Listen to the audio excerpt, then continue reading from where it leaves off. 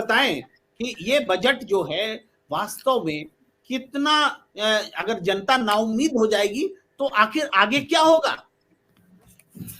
देखिए, मैं बहुत ज़्यादा अर्थशास्त्र नहीं जानता हूँ। बड़े भाई हमारे लोग हैं, मनीष जी हैं और तमाम लोग हैं। अर्थशास्त्र मैं कम जानता हूँ क्योंकि मैं राजनीति शास्त्र का विद्यार्थी हूँ। तो हो सकता है इनकी बात सही हो, लेकिन एक आम नागरिक के नाते मैं ये जानना चाहता था, हर शिक्षक कर्मचारी इंतजार कर रहा था कि हमारे टैक्स स्लैब में थोड़ी सी बढ़ोतरी होगी। ये उम्मीद थी उसकी। बचत जो हमारे यहाँ से पिछले कई सालों से पड़ा हुआ है, बचत का स्लैब वो वहीं पर रुका हुआ है। उसको उम्मीद कर रहा था कि होगा। मतलब ये उम्मीद एक आम कर्मचारी, एक आप नागरिक के टैक्स नाते मैं कलेक्शन बोल की रहा हूँ। बात मैं कर शास्त्री रहे नहीं, हैं पहले बता दिया हूँ। जी, मैं आप पहले बता टैक्स दूँ, मैं कलेक्शन शास्त्री। की बात कर रहे हैं अब या मैं फिर अब मैं थोड़ी सी अब तो मैं थोड़ा सा एग्जीक्यूटिव में जो बात करना बचत चाह रहा हूँ। होती है उसकी बात अब कर रहे मैं हैं? थोड़ा सा शिक्षक कर्मचारी का खेल थोड़ा बता रहा हूँ आपको, मैं जी क्योंकि जी जानता हूँ हो क्या रहा है। जैसे मान लीजिए छठा वेतन, सातवां वेतन आया तो वेतन का भाग बढ़ गया।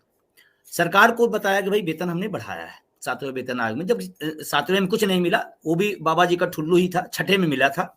ये बात बिल्कुल सही है। मैं एक कर्मचारी के नाते कर रहा हूँ, मैं किसी राजनीतिक दल का प्रवक्ता नहीं हूँ, ना मेरा इंटरेस्ट है। छठे में मिला, सातवें में झुंझुना मिला, फिर भी वो तनख्वाह बढ़ी। तो पब्लिक के बीच में गया कि भाई सरकारी कर्मचारी तनख्वाह खूब बढ़ गई। हमारे घर वाले भी हमसे पूछते हैं कि आपकी तनख्वाह बढ़ी हुई है। मजे की बात, जब स्लेब नहीं बढ़ा टैक्स का तो इधर से दिया गया और उधर से ले लिया गया। लगभग मैं एक आमन बात कर रहा हूं कि 1 से 2 महीने की तनख्वाह पूरा का पूरा कर्मचारियों को टैक्स में चला जा रहा है। चलो ठीक है, जिनकी तनख्वाह ठीक है, लेकिन कम से कम जो फोर्थ क्लास का व्यक्ति है, वो कम से कम 5 लाख के दायरे के नीचे आ जाता था तो वो टैक्स से बच जाता था। वो फोर्थ क्लास वाला जिसकी 25,000, 28,000, 30,000 के आसपास जो फोर्थ क्लास का व्यक्ति है, वो भी अब और 5,000 10 हुआ तो स्लेब का चेंज हो गया। अब वो टैक्स दे तो रहा है। 12,000 टैक्स लग गया। 5 लाख कमाने वाला 12,000 टैक्स लगा रहा है और आपको तकलीफ हो रही है। बस जय हाँ, हो, जय हो। तकलीफ इसलिए हो रही है कि बेवकूफ बना के लगाया जा रहा है, इसलिए तकलीफ हो रही है। और सुनिए, आप ये सुनिए, देखिए सवाल जब हमारे उठाइएगा मनीष जी, तो मैं आपसे एक बात जरूर करूंगा कि आप अगर इकोनॉमिस्ट की तरह हमसे बात करेंगे तो मैं उस हिसाब से बात करूंगा। अगर आप किसी प्रवक्ता की तरह बात करेंगे तो मेरे पास भी जवाब अच्छे हैं। ठीक है, पहली बात। दूसरी बात, मैं आपसे एक सवाल भी कर देता हूं इसी बहाने। ये जो पूरा अर्थशास्त्र है वर्तमान सरकार का, के फार्मूले पे आ गया है। के फार्मूला आप देख लीजिए, के है अमीर अमीर होता जा रहा है और गरीब गरीब होता जा रहा है। उसका एक उदाहरण मेरे पास है। इस कोरोना टाइम में जब लोगों के पास दवा का पैसा नहीं था, खाने का पैसा नहीं था और रोजगार का तंत्र टूट गया, वो नीचे चला गया। लेकिन हमारे ही देश में कई अरबपति पैदा हो गए। और सिर्फ अरबपति नहीं पैदा हुए, राजनीतिक दलों का भी ग्रोथ रेट खूब हुआ और इतना ज्यादा हुआ कि अकाल्पनिक हो गया।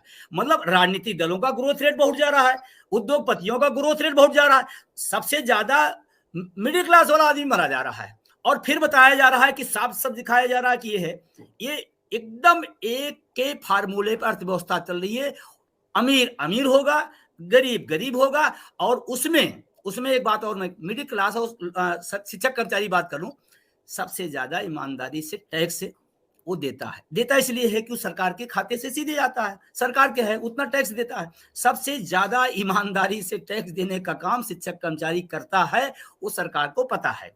और अगर सरकार को इस बात को नहीं जानकारी है तो इस वर्ग को आप हटा दीजिए थोड़ी देर के लिए टैक्स से, इस वर्ग को हटा दीजिए। उसके बाद आप फिर टैक्स देने वालों का अनुमान हमको बता दीजिए, फिर आपको पता चल जाएगा क्या अनुमान है। दूसरा एक सवाल, बस एक लास्ट है। दूसरा, अभी आज डिजिटल की खूब बात हो रही थी। डिजिटल होना चाहिए, आगे दुनिया बढ़ रही है, हमें बढ़ना चाहिए। हर चीज में डिजिटल, ठीक है। राजनीतिक दलों को जो चंदा दिया जाता है, मनीष जी आपके लिए स्पेशली, उसका अध्ययन आप जरूर कभी करिएगा और मुझे बताइएगा। कहां से करेंगे अध्ययन? आंकड़े सामने एक ब्रांड नहीं गुमनामी पैसे को एक बढ़िया खूबसूरत नाम दे दिया गया और 80% पैसा अज्ञात है। मैं बड़ी जिम्मेदारी के साथ ये बात कह रहा हूं और आज तक मैंने खोजा, मिला नहीं। हमारा 4,000 का पैसा आपको पता होना चाहिए, लेकिन आपके 4,000 करोड़ का भी जनता को भी पैसा पता होना चाहिए। विजय कुमार बंधु जी, आप बहुत बड़ा सवाल उठा रहे हैं और आपको ध्यान दिला दे, पीएम केयर फंड बना कोरोना में, कहां से पैसे आ रहे हैं नहीं बताएंगे, क्या करेंगे नहीं बताएंगे, इलेक्टोरल बॉन्ड आए उसके जरिए चंदा लेंगे जनता को नहीं इलेक्टोरल बताएंगे। बॉन्ड, उसका नाम इन दीजिए कुछ